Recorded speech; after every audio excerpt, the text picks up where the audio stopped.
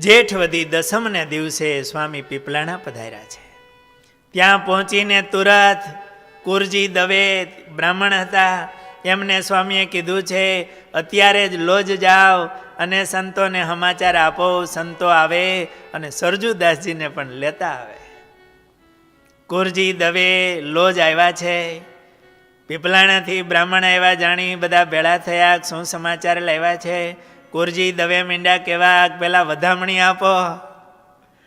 આનંદાનંદ સ્વામીએ કીધું પેલા વાત તો કરો, પછી ખબર પડે ને હું વધામણી દેવી, શું સમાચાર લઈને આવ્યા છો. કુરજી દવે કીધું છે સ્વામી પીપલાણા પધાર્યા છે અને સ્વામીએ કીધું છે બધા સંતો સરજુદાસજીને લઈને પીપલાણા આવો.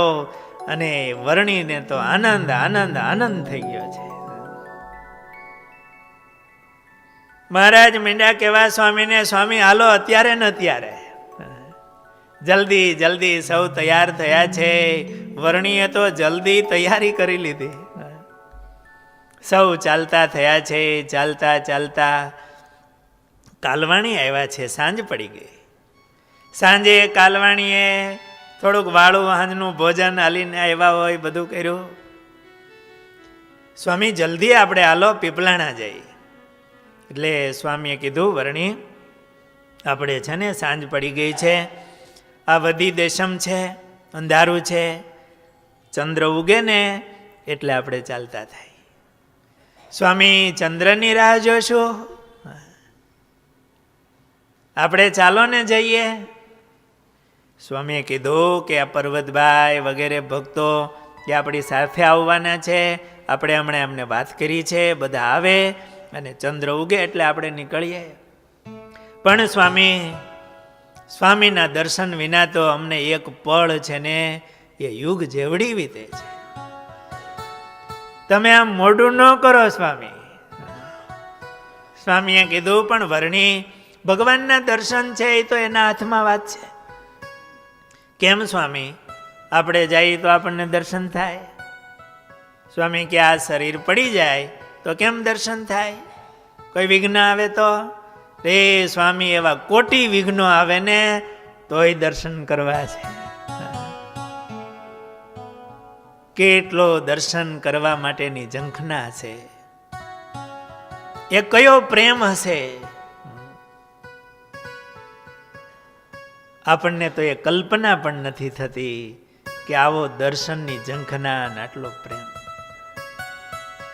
ચંદ્ર ઉગ્યો છે, વધી દેશમ છે એટલે રાત્રે 2 વાગે ઉગતો હશે. સૌ ચાલતા થયા છે. બધા ભક્તો પર્વતભાઈ, અંબારામ વ્યાસ, જીવરામ સોની, ખીમજી શેઠ વગેરે બધા સંતોની ભેળા ચાલ્યા છે. આગળ ચાલતા મહારાજ બેસી ગયા કે અમને પગ દુખે છે. થોડોક ઉતાવળા આવેલા, થાકી ગયા કે અમને પગ દુખે છે, જરાક પગ દાબો. ત્યાં એક સાધુ, અયોધ્યાદાસ સાધુ હતા, અયોધ્યાના મલ જેવા હતા. એમણે કીધું કે અરે આપ ક્यों बैठ गए, अब दुबली पतली है आप, मेरे कंध पर बैठ जाओ. મહારાજ કે પણ તમે અમને નહીં ઉપાડી શકો. અરે મેં ક્યાં ન ઉપાડી શકું? એ પૂર્વાશ્રમમાં હતા ને અયોધ્યાદાસજી, ત્યારે 12 મણની મેથીની કોઠી એને એકલાએ આ ઘરમાંથી આ ઘરમાં ફેરવી હતી.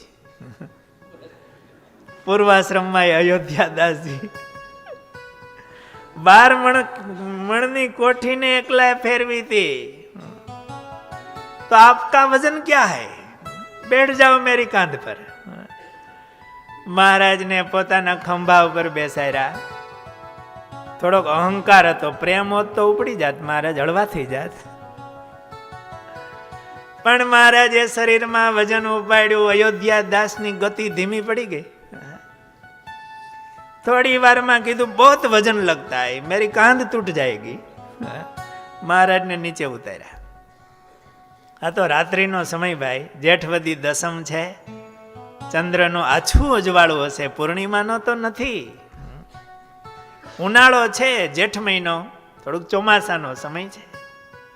ચાલ્યા જાય છે. પાછલી રાત્રિમાં મહારાજ થાકી ગયા ને બેસી ગયા.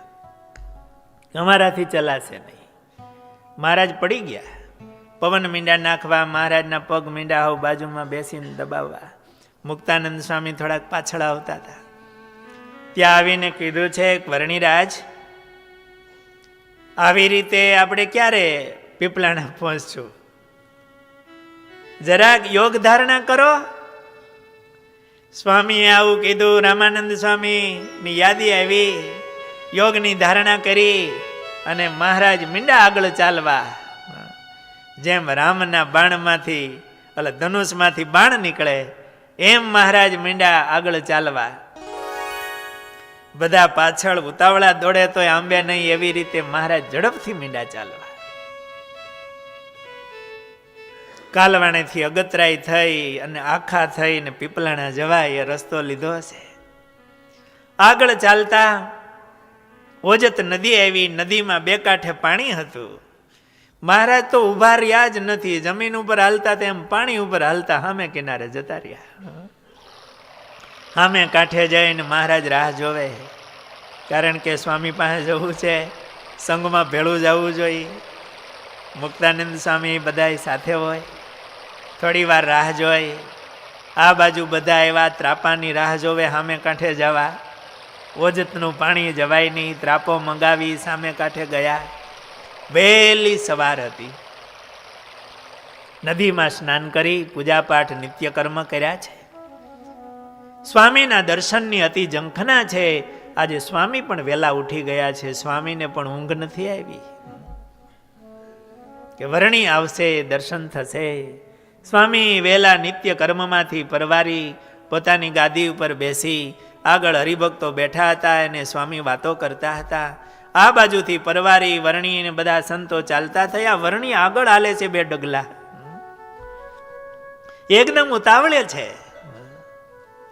જેમ પેલવેતરી ગાય હોય ને ચરવા ગઈ હોય અને એને સાંજ પડે ધણ આવતું હોય અને એને વાછરુને મળવા માટે ઈહોરા લેતી આમ દોડતી જાતી હોય. કોઈ લાકડી લઈને આડો આવે ને તો લાકડીની 2 એક બાજુ રહીને ગાય નીકળી જાય.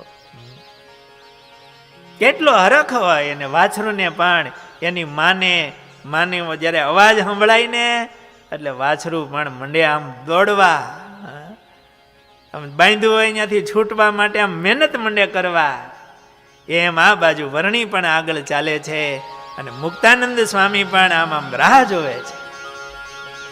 એમાં સમાચાર સાંભળ્યા. સંતો વર્ણી આવે છે. રામાનંદ સ્વામી પોતાની ગાદી ઉપરથી એકદમ ઊભા થઈ ગયા. હજી 2 ડગલા મૂકવા જાય ત્યાં તો વર્ણી આમ દોડતા એવા છે. સ્વામીને જોયા અને લાકડીની માફક દંડવત કર્યો છે. સ્વામીએ એકદમ સામે જઈ દોડીને વર્ણીને તેડી લીધા છે અને પોતાના બાહુમાં લઈ લીધા છે. વર્ણી પણ સ્વામીના વક્ષ સ્થળમાં જ્યાં પહોંચ્યા ત્યાં એવા પ્રેમથી બાથમાં લઈને મળ્યા છે. રોમાંચિત ગાત્ર થયા છે. ગદગદ કંઠ થયા છે. વાણી બંધ છે. આંખમાંથી પ્રેમના અશ્રુ વહ્યા જાય છે. થોડી વારે બાથમાંથી છૂટા પડ્યા. આમે એક ભાવથી આમ જોઈ રહ્યા છે. વળી પાછા બાથમાં લઈને મળ્યા છે. આકાશમાં દેવતાઓએ આવીને પુષ્પની વૃષ્ટિ કરી છે. અદ્ભુત મિલન છે. રામાનંદ સ્વામી અને નીલકંઠ વર્ણીનું કેવો ભક્તને ભગવાનમાં પ્રેમ જોઈએ ને એ આદર્શ રામાનંદ સ્વામી છે. મહારાજે પણ પોતાની મૂર્તિનું સુખ રામાનંદ સ્વામીને ઘડીક આપ્યું છે. એમને માટે એને પડ છાંટી રાખ્યું હતું. કેવી તૈયારીઓ કરી રાખી હતી. રાહ જોતા હતા. અતિ ભાવથી અરસપરસ વર્ણી અને રામાનંદ સ્વામી બાહુમાં મળ્યા છે. સ્વામીએ વર્ણીને આસન નાખીને બેસાડ્યા છે. સ્વામીએ ગાદી બેઠા છે. મુક્તાનંદ સ્વામી વગેરે સંતો દંડવત કરવા લાગ્યા છે. સ્વામીએ કીધું છે રાખો રાખો રાખો. પણ સ્વામીની નજર તો વર્ણીની સામે જ ગયા રાખે છે.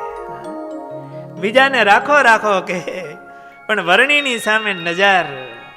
બધાને થયું કે મિલન તો ઘણી વખત જોયા છે, રામાનંદ સ્વામીને ઘણી વખત મળ્યા છીએ, પણ આ વખતનો સ્વામીનો પ્રેમ ને મિલન કંઈક અદ્ભુત છે. ક્યારેય સ્વામી ઊભા થઈને કોઈને મળતા નહીં. ગમે એવો મોટો આવે તો એ સ્વામી બાહુમાં લઈને ક્યારેય મળતા નહીં, ઊભા થઈને મળતા નહીં. પણ આજે સ્વામી ઊભા થયા અને બાહુમાં લઈને વર્ણીને મળ્યા છે. બધાને થયું કે ઓહો, સ્વામીને કેવો ભાવ છે. રામાનંદ પાસે ઘનશ્યામા દંડવત થઈ કીધો પ્રણામ. રિવેશ લઉં છું, બહુ ગમતું હોય ને એ દર્શન કરવા માટે. રામાનંદ પાસે ઘનશ્યામા દંડવત થઈ કીધો પ્રણામ. રામાનંદ તરત ઉભા થઈ ચાંપા છાતીએ ઉપાડી લઈ. ઉપાડીને છાતીએ ચાંપાઓ બાહુમાં મળ્યા. આવું અદ્ભુત મિલન થયું છે. બધાને મુક્તાનંદ સ્વામી વગેરેને કુશળ પૂછે, પણ પાછા વર્ણિની સામે સ્વામી જોતા જાય છે, ધરાતા નથી. કુશળ સમાચાર થોડા પૂછ્યા છે. આજે એકાદશી છે, જેઠવદી બારસની એકાદશી હતી. આજે પણ બારસની એકાદશી, એકાદશીનો ક્ષય હતો.